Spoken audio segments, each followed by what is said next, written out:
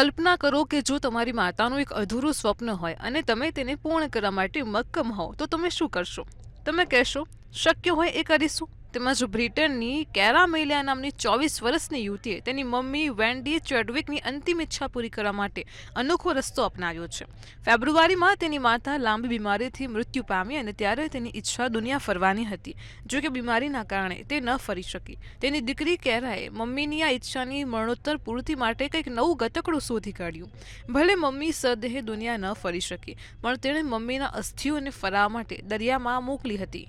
એક બોટલમાં તેણીએ માતાના અસ્થિ સાથે એક ચિઠ્ઠી લખી હતી, આ મારી માં છે, તેને પાછી બોટલમાં ભરીને દરિયામાં મૂકી દેજો, તે દુનિયાની યાત્રા કરી રહી છે.